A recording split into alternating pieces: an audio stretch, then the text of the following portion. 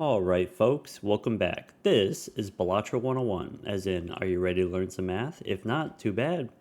Last time we touched on this idea of balancing chips and malt in your gameplay. Clippy wanted everyone to know if you have less chips than malt, adding 5 chips is going to be more effective than adding 5 malt. Reflexively, if you have less malt than chips, adding 5 malt is going to be more effective than adding 5 chips. While this may be a true mathematical statement, it's not necessarily the right perspective to have in Balatro because chips and malt aren't interchangeable one to one. It takes 10 of these bad boys to get up to plus 80, but only one crafty joker. Shout out to this guy for doubling down and tripling down on this idea that getting your numbers closer to a perfect square is a beneficial thing to pursue, even if an actual perfect square is not a realistic end goal. It's okay. You weren't the only one who thought this, despite us already giving an example in which it makes more sense to buy chips instead of malt, even though the malt numbers aren't that big. This is because 14 malt may be 3.5 times as big as 4, but 29 malt is barely twice as big as 14. The more malt you have, the less malt you need, and these decreasing percentages are always true, no matter how many chips you have. At the end of the day, the game is just designed around chips being bigger than malt. Don't try to fight this, don't try to make your malt actually as big as your chips. Maybe think about balancing sources. Let's say sources of chips versus sources of malt, keeping in mind that your playing cards themselves can be an important source of chips, especially early on. Shout out to Benji for asking, where does this chips to malt ratio come from, this 7 to 1 ratio? Obviously, 30 divided by 4 is 7.5, but in the game design sense, how did we decide that this was the correct balance? Well, it's complicated, but in a good way. When designing a new game from nothing, the first few numbers you pick can be whatever you want. Assigning points to playing cards based on the ranks of those cards is a very common trope in card games. But these numbers Thunk picked just because they look nice, this 10, 20, 30, 35, 40, 1, 2, 3, 4 molt. These are not based on any real poker probabilities, but it is intentional that the chips be bigger than the molt. The chips are supposed to represent physical poker chips that you bring to a casino, and then the 4 molt, that's kind of like the return on your wager. You wager 30 chips, you get back a 4 times return. After deciding on these numbers, you might observe the average 5 card hand is about 70 chips. Accepting that we want chips to look and feel different from malt, Jokers originally used a 20 to 4 ratio. This actually felt really bad. It really felt like chips Jokers weren't doing enough ever, so I suggested increasing chips amounts. Not necessarily trying to make chips and malt Jokers feel exactly equal, but raising up chips Jokers as a somewhat viable alternative, especially in the early game, relying on a chips Joker to kind of keep you alive until you hit that huge power spike from your first malt Joker. Which begs the question, why not go all the way? Why not this 70 by 4 ratio?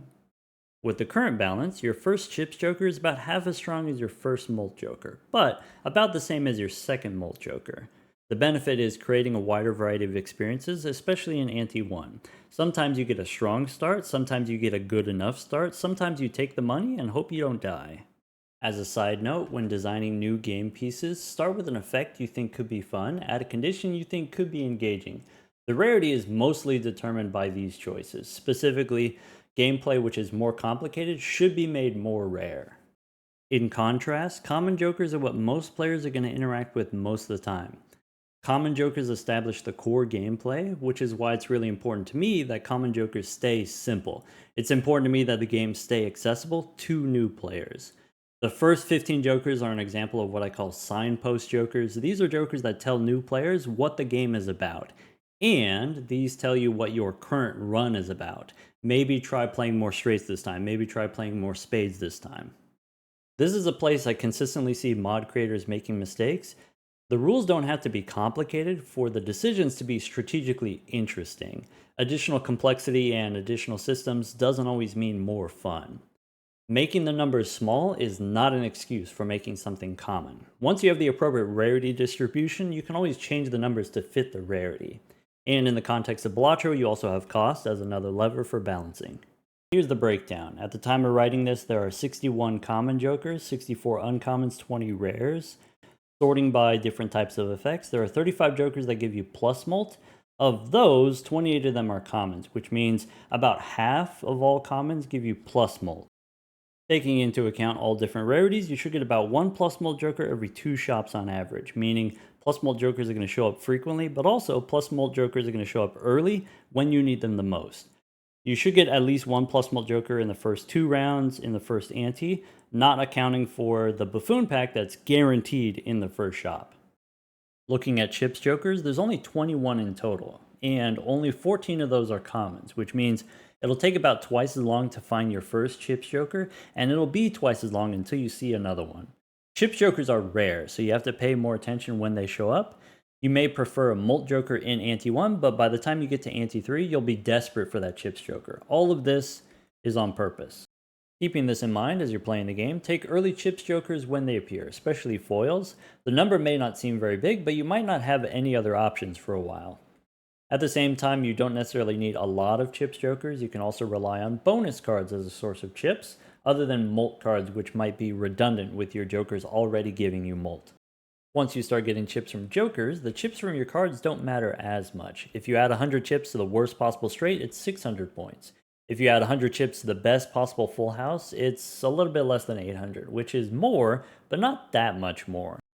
With lower ranking hands, this convergence is even more pronounced. Adding 15 mult to a 5-card hand gets you up to 19. Pair and 2-pair go up to 17, which is not that different. In this context, a pair of aces is 560 points, a pair of 2s is less than half as much. But if I add 100 chips to both of these, the scores are basically the same. Chips jokers do this thing I call creating something from nothing. With one chips joker and some amount of mult, playing a pair twice scores about the same as a 5-card hand, except you can barely play 2 flushes per round, you can almost always play 4 pairs per round. This design choice to make chips less common helps keep 5-card hands relevant. For example, the 250 chips from the Stuntman is equivalent to only about 33 mult, but it still needs to be rare. It still needs to have this huge drawback. Aside from the -2 hand size, this joker doesn't really care what hands you play. It doesn't care what cards you play. Every hand scores the same. For some people, that's a little bit boring. For some people, that's liberating. Either way, game breaking. That's why Square Joker is so powerful. Being able to consistently and easily keep gaining more chips over time, eventually reaching this state where it doesn't matter what cards you play. Finally, I want to talk about planet cards as another source of chips and mult. At level 10, a flush is 185 by 24, in which case 10 more mult is only 40% more mult. At level 20, 335 by 44, the same plus 10 mult is now only 20% more. In general, these flat bonuses are less and less impactful as your base amounts increase. The more you have, the less you need. This is true about mult, this is also true about chips. It's important to note here, not all hands grow the same way. Jupiter cards give 15 chips and 2 mult, that familiar 7.5 chips per mult. Saturn cards are 30 chips and 3 mult. At face value, these are just bigger numbers, and we could talk about why that's true in the future, but the ratio also matters. This is 10 chips per mult. With pairs, it's 15 chips per mult. With 2 pairs, it's 20 chips per mult. As a result, we already said lower ranking hands get more benefit from chips jokers than 5-card hands do.